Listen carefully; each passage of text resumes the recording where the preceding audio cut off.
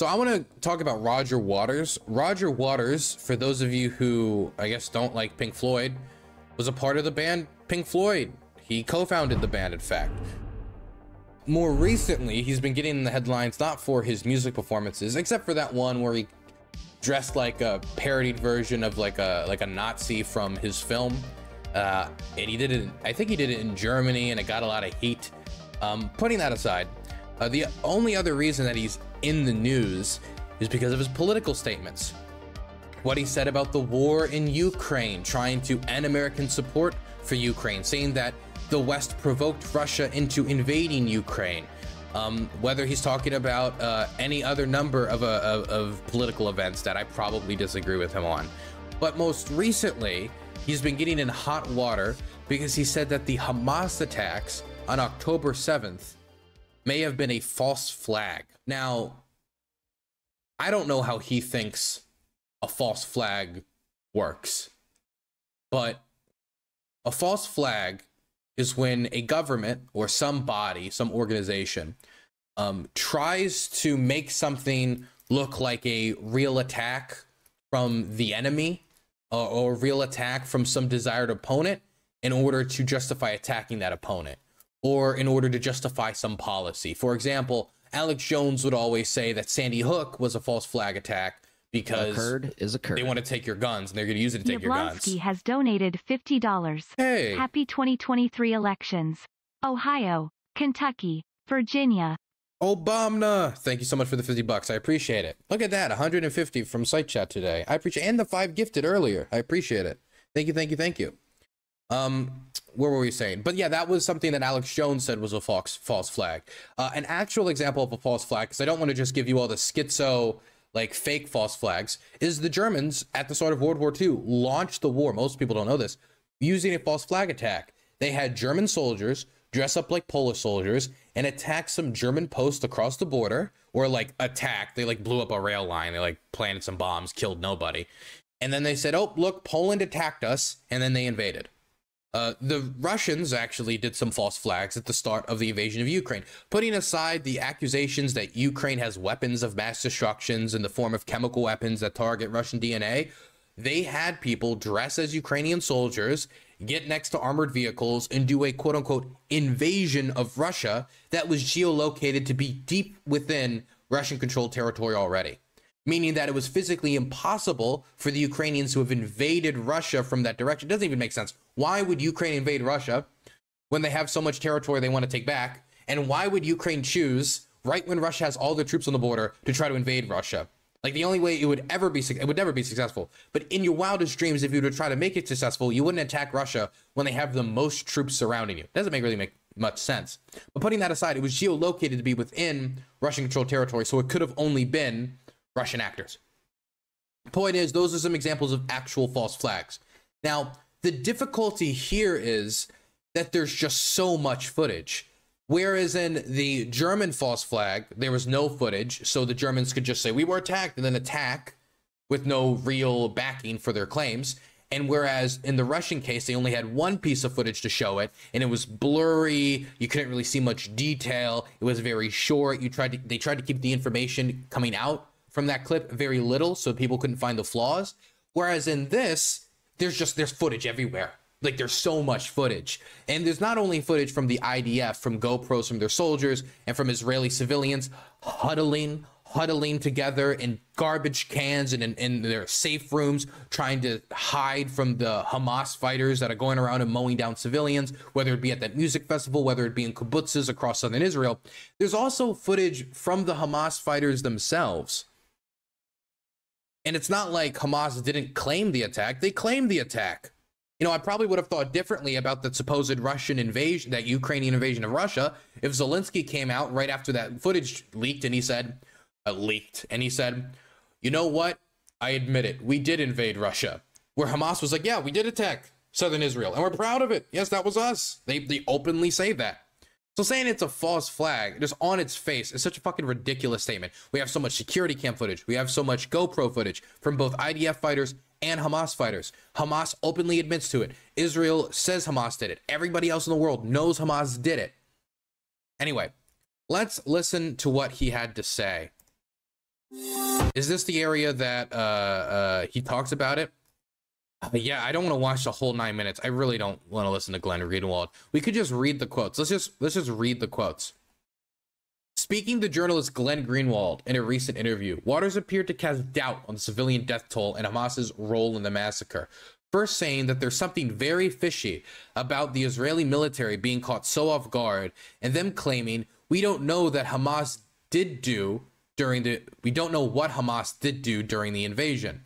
If war crimes were committed, I condemn them, he said, claiming the massacre was thrown out of all proportion by the Israelis making up stories about beheading babies.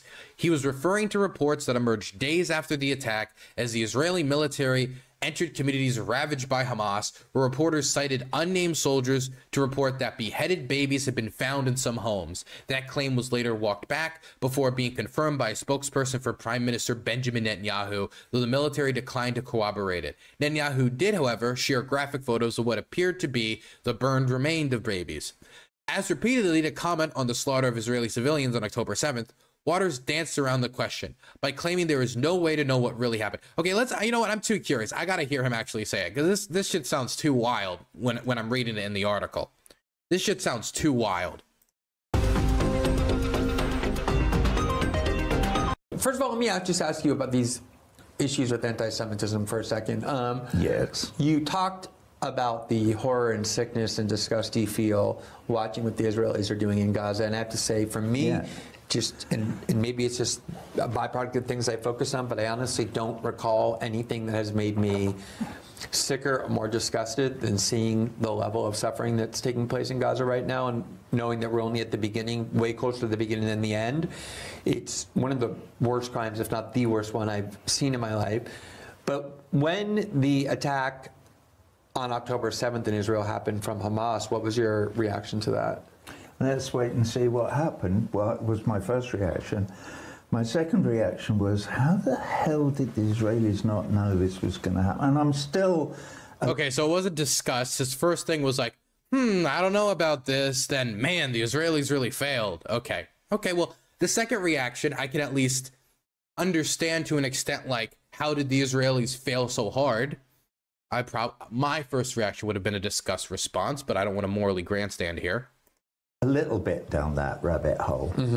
I mean, didn't the Israeli army in those 10 or 11 camps hear the bangs when they blew up whatever they had to blow up to get across the border?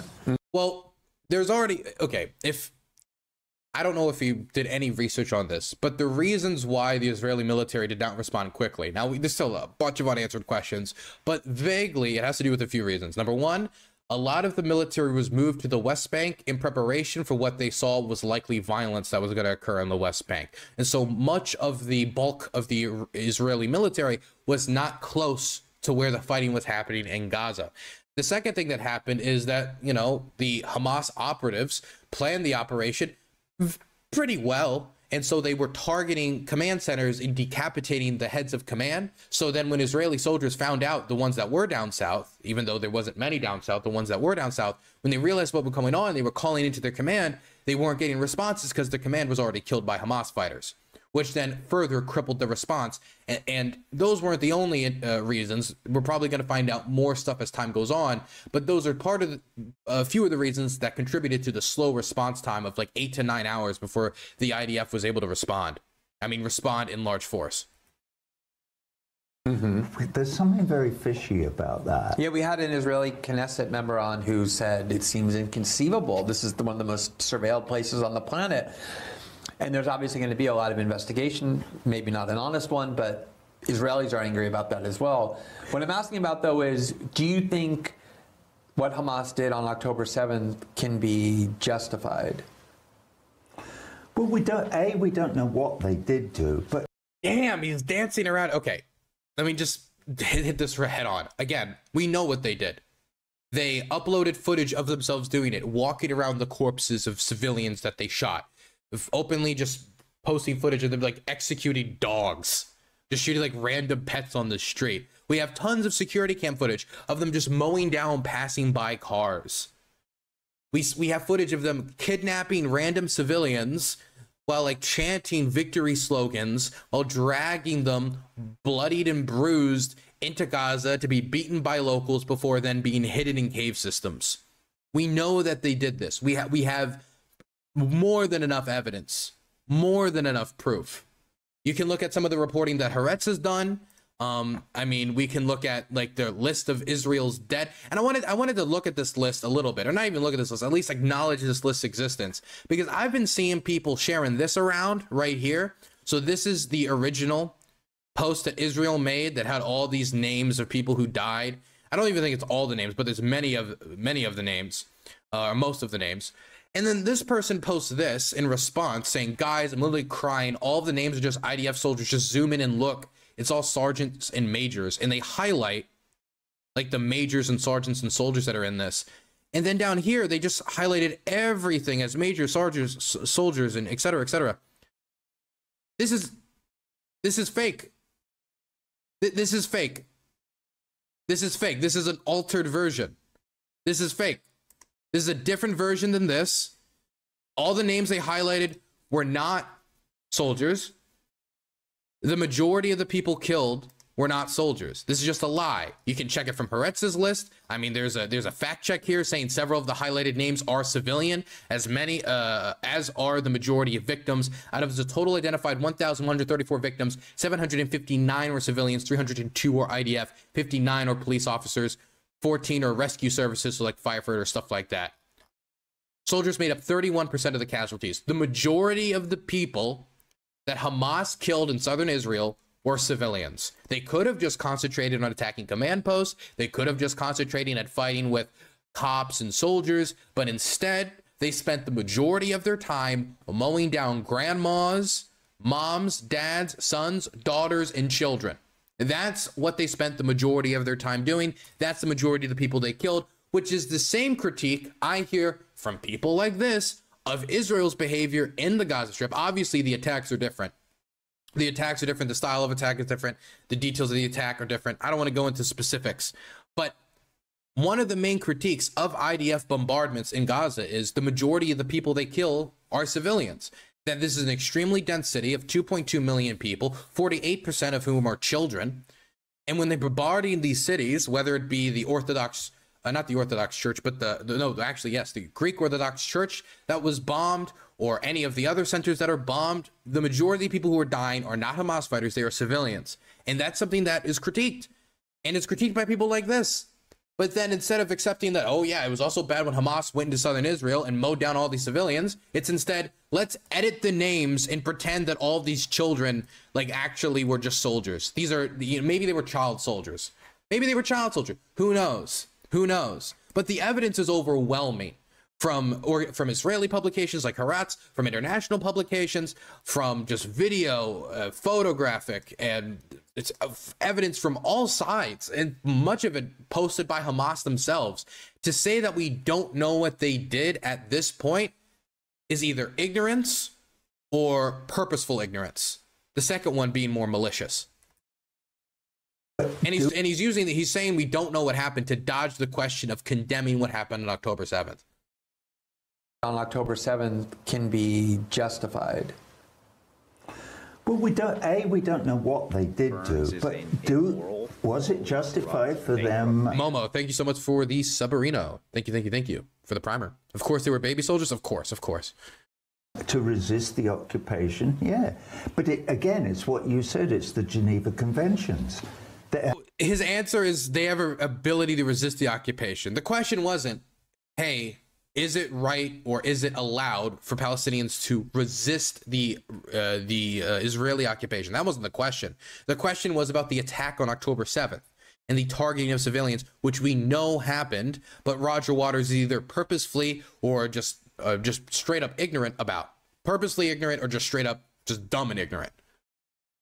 They're absolutely legally and morally bound to resist the occupation since 1967. It's an obligation. But are there limits on... Wait, there's no legal obligation for Palestine to resist. You can say morally there's an obligation, because then you make an immoral argument, but there's no legal international law obligation for Palestinians to fight the Israelis. I don't know what he's talking about. on the way in which they can resist? As I said in the statement that I put out after it, I said if war crimes were committed, I condemn them. If we know they were, don't put the if, don't put the question mark. We know it. We have overwhelming evidence. We have more evidence of the war crimes that were committed on October 7th than most of the war crimes, or many of the war crimes that we have documented in human history. Like when you think of like the Armenian genocide, we don't have like super HD 4K footage from the Turkish soldiers like high-fiving saying, yeah, fuck these Armenians. We don't have like cell phone footage from Armenians being displaced from their home. We don't have security cam footage of people being shot at random or people dropping as they make the long march out of Turkey. We don't have that. We have some pictures, we have human testimony, we have some like government documentation. But when it comes to like the evidence that we can see with our own eyes, we have so much more here.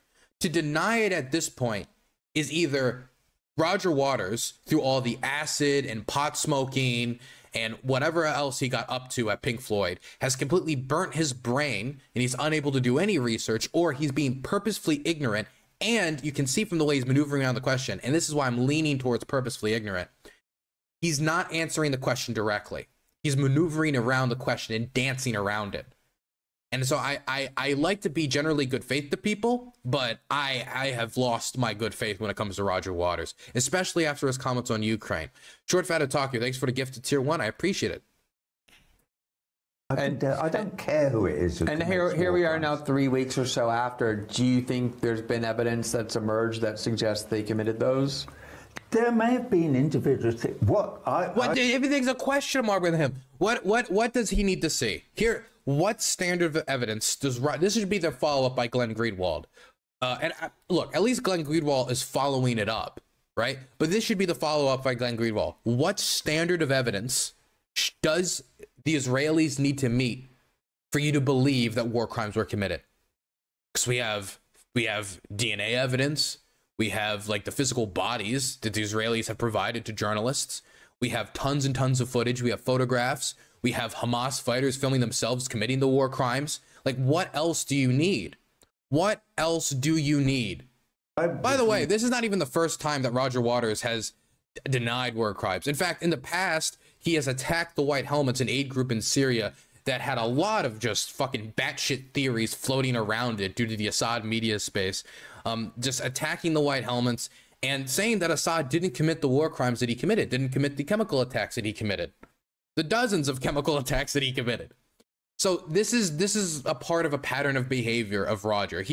I don't know if he's purposefully simping for the Assad government, or he's purposely simping for Hamas. I doubt that's it, but I do think that to some degree that this is purposeful ignorance.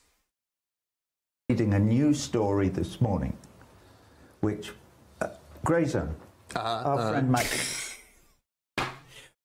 We have okay, you know, all that footage, all those pictures, all that evidence. No, push that all to the side.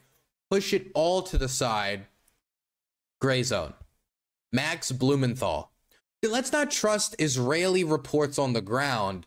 Let's trust the guy not in Israel, not on the ground, not talking to victims. Let's trust their report on what happened by misinterpreting other reports from the ground. Which, by the way, the Grey Zone article I assume he's about to talk about, there was a Grey Zone article that was published that said that basically that the IDF killed the majority of the civilians by just bombing them.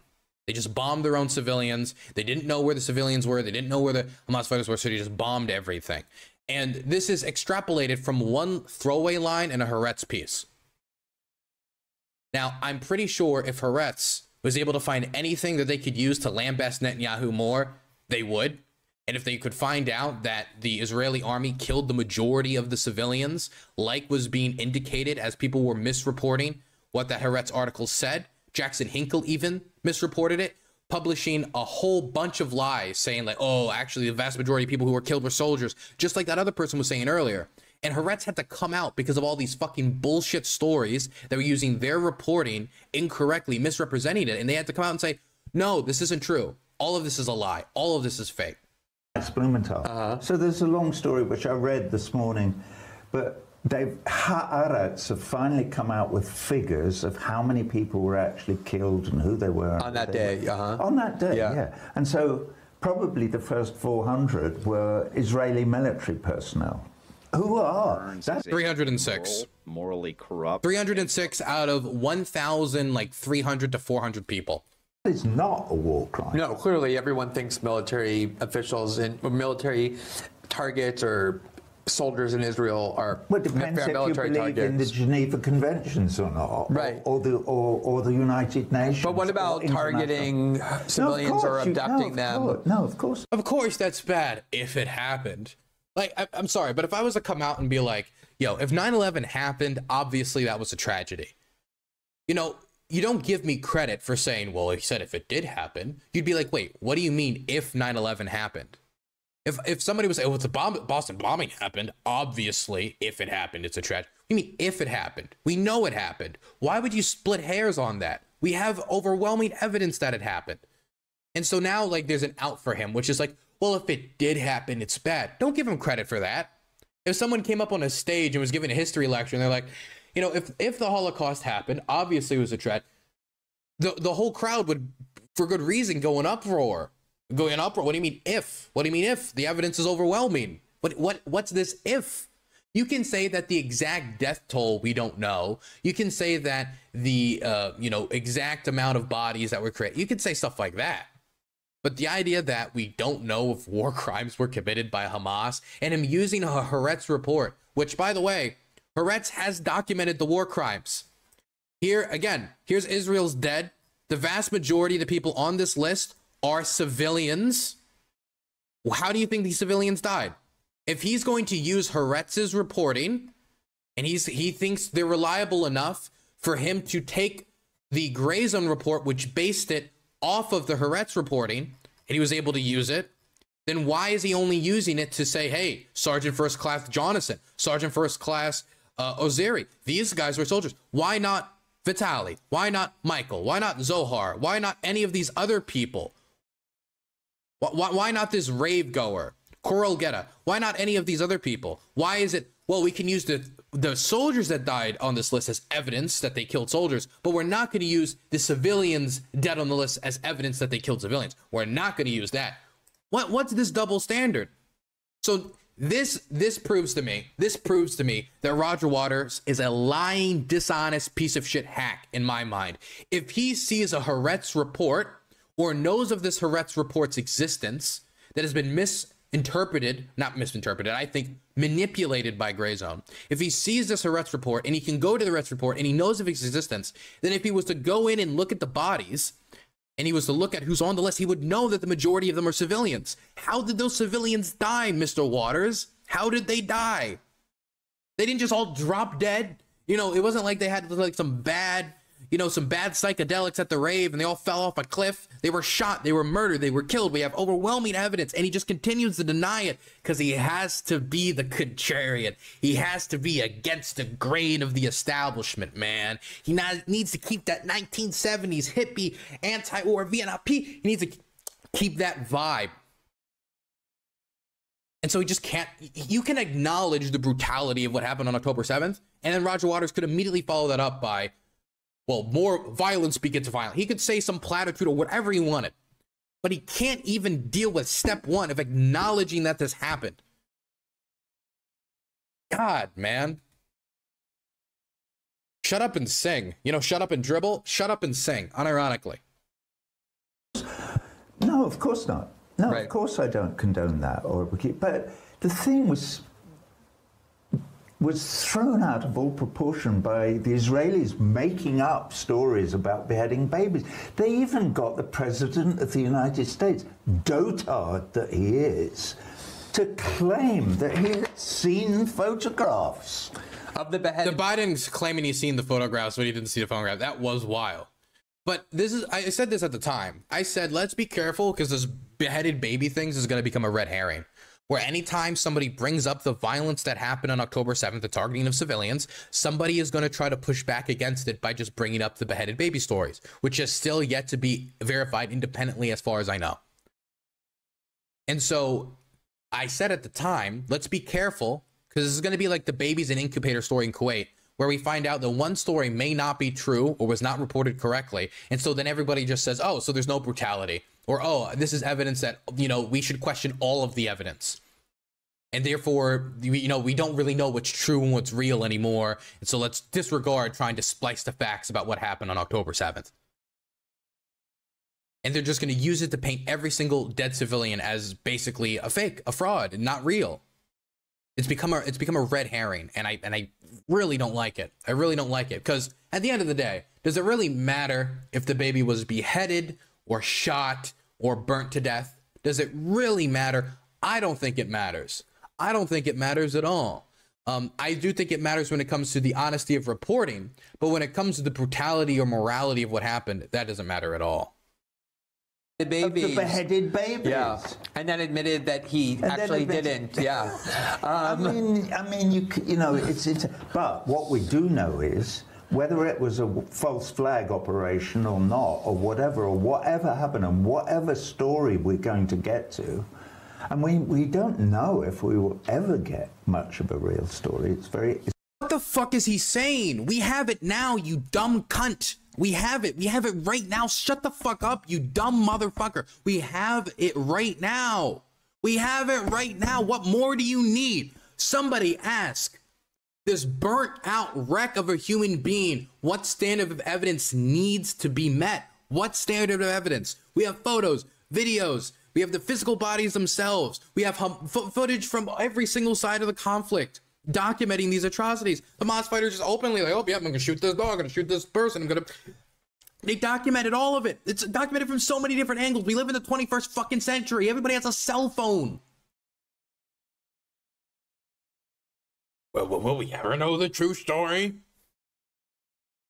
You know, not everything needs to be some fucking murder mystery podcast, okay? Something like we see a footage of a guy going into a store, shoots the guy in the head, takes money at the cash register. You don't need to put like a million question marks on it and be like, what was his motivation here? Can we truly find out if this was really a bank robbery, or was this actually an assassination of some pedophile? Like, no, shut the fuck up. We saw what happened. We know what happened. We have overwhelming evidence as to what happened. When it comes to specific details, when it comes to specific war crimes, we might not have all the details fleshed out. But when it comes to the vast majority of the footage we've gotten out of here, we have so much overwhelming evidence. It's not even a question. It's not even a question. I think this is malicious. I think this is malicious, because he couldn't come to this conclusion unless he went and looked through the evidence himself. And he was talking about the Haaretz report earlier. So he must either know, or he just read that Gray Zone article, went like, that's enough for me, and then just kept on going about his day without doing any more digging or actually looking at the source that Gray Zone used, which did not back up what they were saying. It's always hard to tell what actually happened. They're calling it their 9/11. What the hell happened on the American 9/11? Nobody knows. Oh, Jesus Christ.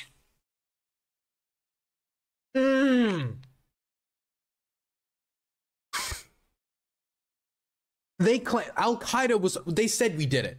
This is the thing that confuses me. If Al-Qaeda after 9/11 was like, what? Huh? What? No, that wasn't us, dog. What that? You know, we were getting hot dogs. We were watching that new Borat movie that just came out. Nah, man. Osama was sunbathing in Miami, man. That wasn't us. That's a Bush project. Now, then, you know, maybe I would be, you know, maybe we should look a little bit into this. Why wouldn't they? They claimed it. They openly claimed it. Like, look, I highly doubt that Roger Waters sat down and read the 9/11 report if he can't even follow up on the Gray Zone article, okay? I don't think he's done the digging to know, oh, we don't really know what happened. Get out of here. Bush flew all 3 planes by himself and then flew back down to the kindergarten to act surprised. You want to know how I know? There's a million reasons as to why I know that the government didn't plan 9/11, but Bush 9/11 kindergarten. Look at this moment. I don't think Bush is smart enough to react the way he did in this school when he found out.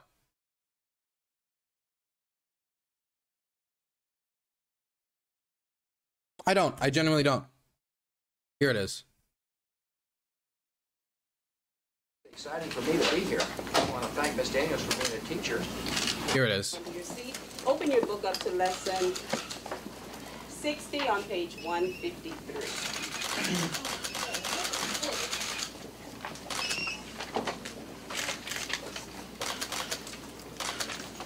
At the count of 3, everyone should be on page. Let's pick the reader up from the yellow. Where's the zoom in on his face? I want to zoom in on his face. I want to zoom in on his face because this doesn't show it well. Come on, we need an image. I don't believe this is fake. I don't believe this is fake at all. I don't believe this is fake. That man's genuinely listening. That isn't like a, oh, let's make a show for the cameras. Look, it just, how could we have had a plot so far reaching and we just still haven't figured it? Whatever. Either way, I don't think Roger Waters did the research. I don't think he has any idea what he's talking about. And did we finish the Roger Waters thing? Did we finish the Roger Waters thing? Can we just be done with the Roger Waters thing? I don't even. Watch a little bit more. Watch a little bit more. Clearly, the official narrative has huge holes in it. And anyway, let's not go into the 9/11. But I guess the when people, there are two kinds of people I think who raise this anti-Semitism accusation against not only you but people like you. But let's say in your case, one is because you criticize the Israeli government. The other is that what we just saw? Was those smashing critiques of the Israeli government? All your dead babies are actually soldiers? Is that the smashing frontline criticisms of the Israeli government? The claim that you seem to value Palestinian lives more than Israeli lives. That's yeah, it does. It does. You know what? It does seem like that. Because where's Roger Waters saying, like, when he sees any of these strikes on a Palestinian home, is he like, well, you know, let's do a deep investigation here. That could have been a Russian jet. Maybe it was a Hamas false flag, and they put explosives in the building to make Israel look bad. Like, there's no questions from him about that. There's zero questions from him about that. I think it would be ridiculous to say something like that. Did Hamas plant explosives in this building to kill all these people? I think that'd be a ridiculous thing to call a false flag. But he's perfectly fine saying, well, maybe the attack on October 7th was a false flag, not knowing how false flags work. Absolute patent nonsense. That's what I was going to say. What is your, how do you say? Complete rubbish. No, I don't. This is the whole point of the difference between my platform and the Israeli government's. I believe in equal human rights for all our brothers and sisters all over the world, irrespective of their ethnicity, religion, or nationality. Unless they get friendly with America, then that's provoking and you can get invaded. Okay, sorry. I'm being an asshole. Old Brick House, thanks for the tier 1. All of them. The Israeli government doesn't. For instance, just in that locale there, what we could call the Holy Land, if we wanted to, they consider that people who of the Jewish religion have completely different set of... Okay, I think we're done. I don't want to listen to him anymore, actually. He just angers me, man. He just pisses me off, man. God, what a burnout.